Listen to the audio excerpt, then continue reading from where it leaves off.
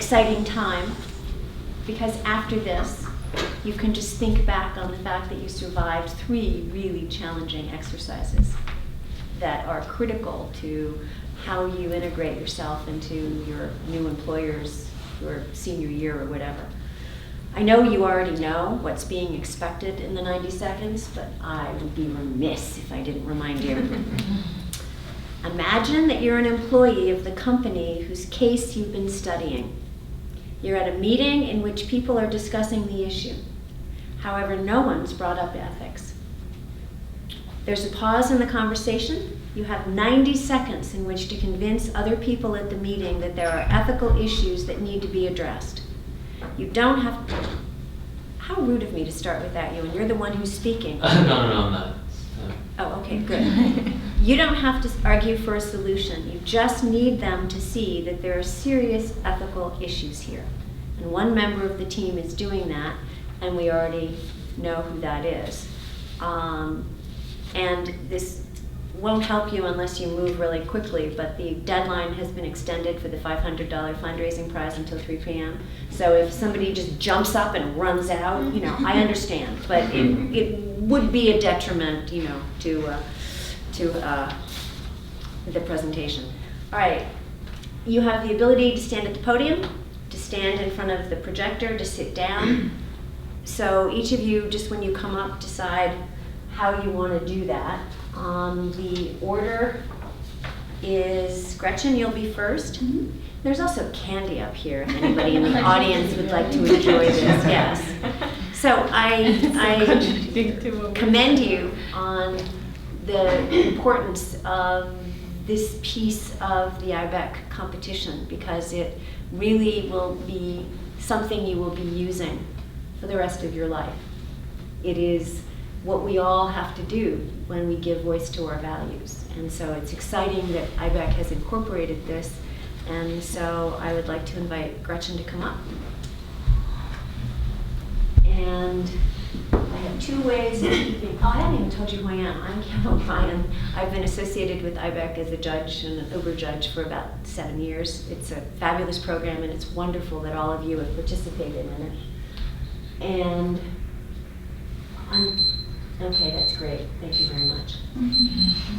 So you're going to stand there, terrific, and I'm going to set this again. And I'm also going to record you so that I have the ability later to, not that I'm not listening now, but that I have the ability to hear this again. When you're ready? Okay. So I'll just explain the company that I am going to be the board director, or one of the members of, just to give you context, or would you like me to just go ahead? If you want to share that with us, that's fine. Okay. So I am going to be one of the members on the board of directors for General Mills. General Mills is a worldwide corporation who is in the food and beverage industry, and I'll be talking about some of the more well-loved products that are cereal, specifically Lucky Charms, Cinnamon Toast Crunch Trix, stuff like that. Okay. So now I'm going to put 90 seconds on the docket and say start. This afternoon we've been talking a lot about our marketing strategies for our cereals, how to make them more appealing, how to raise revenue, how to gain more loyal customers. However, I feel that we haven't discussed the main concern at hand, the content of our cereals. I feel that there's a growing discrepancy between our mission statement to keep the consumer first and the products we're pushing out for them to buy. In today's age, there's been a growing concern of sugar consumption and the unhealthy effects they have on children. It seems like every day there's a new study being released showing just how big this epidemic has become. These children are consuming these products without understanding the lifelong consequences they can cause. And while our company is certainly not the sole contributor to this ethical issue, we are not innocent in its creation. By continuing to market these unhealthy cereal options to these children, we are ignoring our consumers' needs and circumventing their decision-making. When I think of our core values of trust and respect, I think of our consumers, the parents. Every single day, these parents are walking down the market aisle looking for the best choice that they can feed their kids while still keeping them happy. When they're purchasing our products, they have put their trust in us, that we are that right decision, and that we have their best interests in mind. However, when I'm looking at our current products, I cannot share in that confidence. If we want to become a leader in this industry, the one company that keeps our consumers' needs first, we need to shift in our priorities. We can no longer skirt around this issue, and I would like to invite you, my fellow board members, to join in this change. Thank you.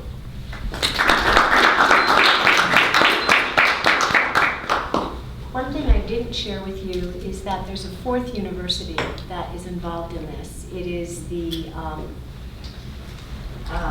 Middle East Technical University in Turkey. They didn't have the funds at the last minute to be able to come. So what happened was their presentations for the 30-minute, the 10-minute, and the 90-second were all done by Skype. And so they concluded that with us about 10 days ago. So they're already in the hopper. So they can't hear and be part of this, but I wanted you to know that they are part of it.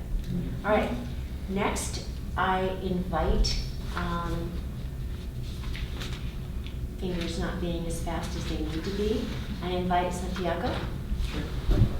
And I already met Gretchen, but I didn't have a chance to meet you. Santiago, Very nice Montgomery to College. Thank nice you. to have you here. So it's the same drill. Yeah, so today I'll have the pleasure to be John Stumpf, that's CEO of Wells Fargo, and I'll be addressing my fellow members from the board of directors of Wells Fargo. Thank you for the clarification. All right.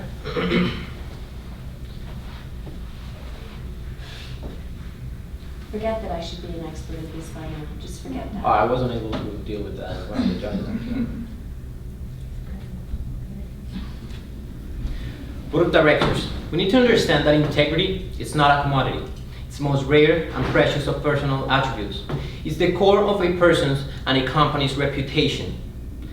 And for those reasons, and because I understand how important ethics and values are for our company, we need to be aware of a succession of recurring events in which Wells Fargo has been accused, sued, and mentioned in the media in regards to predatory lending practices and unrealistic sales quotas. And those unethical behaviors are affecting each one of the stakeholders of our company. MBI Consulting provided a complete portfolio of solutions for both the short and the long run. All of their solutions follow a triple bottom approach: legality, financial attainability, but most importantly, ethical accountability. And we need to implement these solutions. If we do not implement these solutions, we are jeopardizing the future integrity of our company. And I represent a company that stands for what is right, and that it's important to be proactive in situations where ethics are being compromised.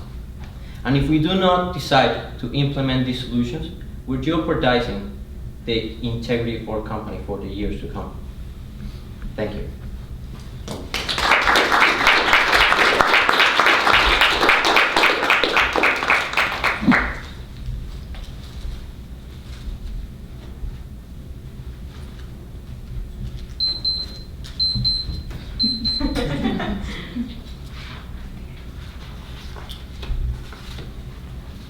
Joseph? I'll give you that, Jessica. Josie, a pleasure to meet you. So just to give I give a little bit of background, but just to give a little bit of clarity, I'm an employee at CNN, and we're speaking to fellow employees at a meeting regarding some of the transitions that we'd like to make.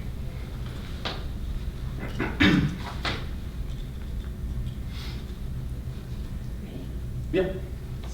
So we've been talking a bit today about transforming more towards the objective media strategy and also eliminating super PAC ads from our political coverage. However, I think there's some important ethical considerations that are involved in this discussion that I really would like to get others' feedback on. And specifically, I think this will help us meet our obligations that we have both to our audience and to our corporate stakeholders. Specifically to our audience, we know that people rely on our network to be informed citizens and partake in our political process when they go to vote. Routinely, cable TV news is cited as the most helpful source of information about politics, but increasingly people are finding that this coverage is not focused on important policy debates. About 58% of the public actually finds that this season's political coverage has not been helpful. So we think by implementing this objective strategy, we're going to be meeting these expectations that our audience has on us. But also too, we do have our obligations to our corporate stakeholders. So eliminating super PAC ads will not necessarily decrease revenue for our corporate stakeholders, but it will be doing advertising in a more socially responsible manner. And this will be something that will reaffirm CNN's brand image and also maintain our competitive edge in the market. So as employees of this company, this is going to be something that helps us. whether we're working on the marketing team or the debates themselves, we can be confident that we're doing so in a socially responsible manner, and we can be ensuring that CNN is providing the public good. Thank you.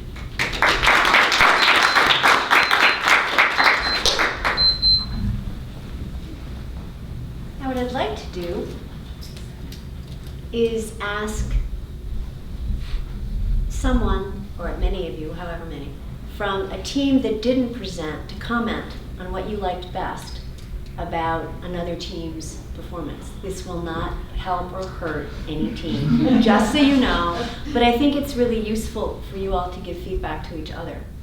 So we have three schools, and I'm wondering who from one school will talk about what they liked particularly about someone else's presentation.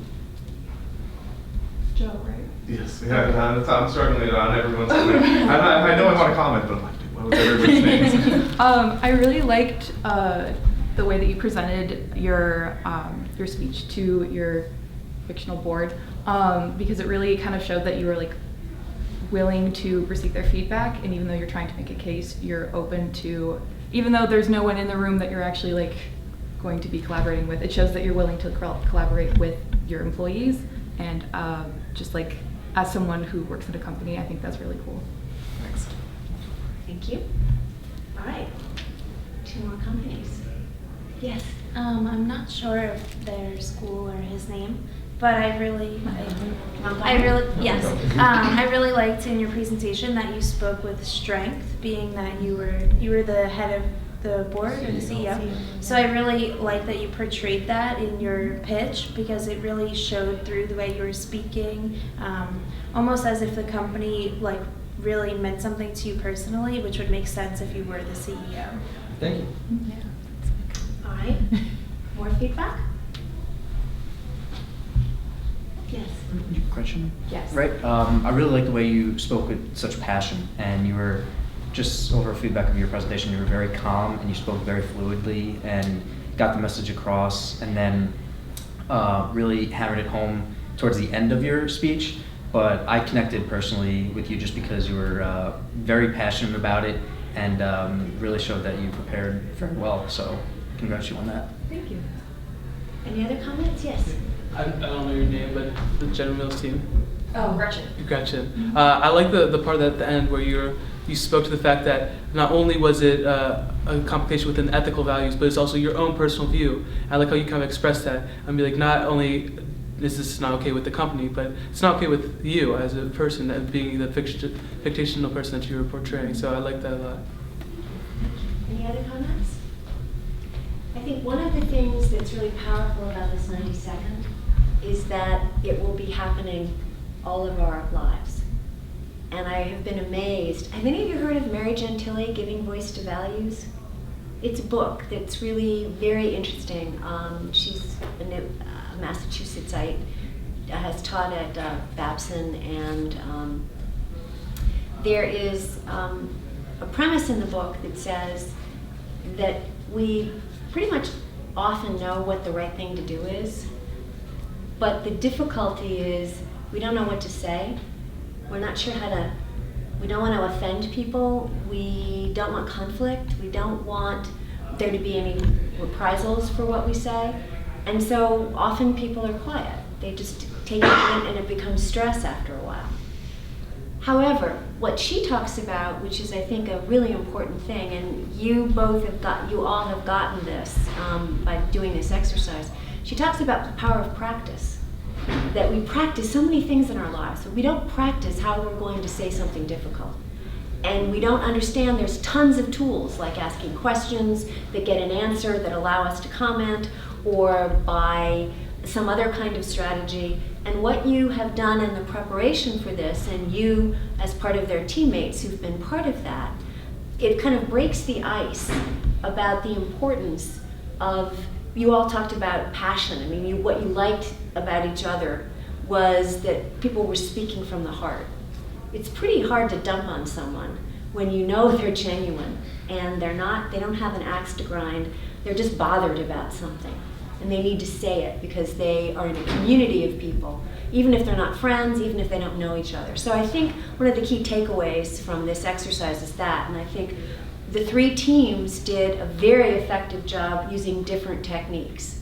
You used the desirable situation that everywhere in America there are boards of directors who have somebody on the board who is going to say to their colleagues, but wait, we haven't talked about X. We find out that hasn't happened when things hit the paper, sadly. So that was very effective. And you also did the speaking as a CEO. I think that's a really important kind of approach. If Wells Fargo's CEO had been doing that all along, we probably wouldn't keep reading about Wells Fargo. But the point is, you modeled what a CEO starts to do when he wants to make a change. And you spoke, not angrily, but you spoke with an intentionality that employees would know that a PR person didn't write the script. And that, I think, is a really essential, kind of element. And you took the employee to employee approach, trying to get change, right? So all 3 of you succeeded in handling yourselves in such a way that others needed to listen. Others would have to listen because there was conviction. And that, I think, is one of the most important things that we have, even if we're tentative about something, even if we're saying, this bothers me and I'm not sure why, but it's all connected to using our voices. So I thought that all of you did a really good job, and I want to congratulate you on concluding the 3 parts of IBECC. And I hope that in the time that remains, you have a chance to kind of chill, because I know there's been a lot of pressure and but it shows in the results of the quality of the work and collaboration. How many of you did your 92nd with the help of teammates? Yeah, all of you did, and that's what makes a really good presentation. So congratulations to all of you.